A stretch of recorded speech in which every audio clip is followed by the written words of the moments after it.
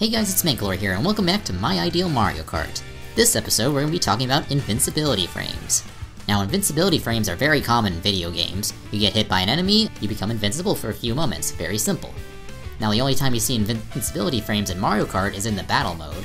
However, I believe the Invincibility Frames should also be in races. Because while items don't slow you down as much as they do in previous games, you can still get bombarded with items over and over again. Invincibility Frames fix this problem. However, they are exploitable. For example, if a blue shell was chasing after you, with Invincibility Frames you could simply hit an obstacle that doesn't slow you down as much, and then your Invincibility Frames would avoid that blue shell. Here's a few ways that this could be fixed. Invincibility Frames should not defend against all items. The blue shell and the lightning bolt are meant to keep races close, and if players were able to avoid these with Invincibility Frames, this would be very broken.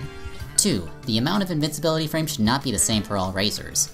In order to make Mario Kart more comeback friendly, it would make more sense to give the players in the back more Invincibility Frames than those in front. So like the item system, the amount of Invincibility Frames you get should depend on your distance from all the other racers. A player out in first, very far ahead, would get very little, if any, Invincibility Frames, whereas a player back in 12th place would get a good 2 or 3 seconds Invincibility Frames. This would minimize those moments where you get bombarded with items, while preventing players from exploiting the Invincibility Frames. Okay, so that's it for this episode of My Ideal Mario Kart. Let me know what you guys think in the comments. I'll see you guys in the next episode.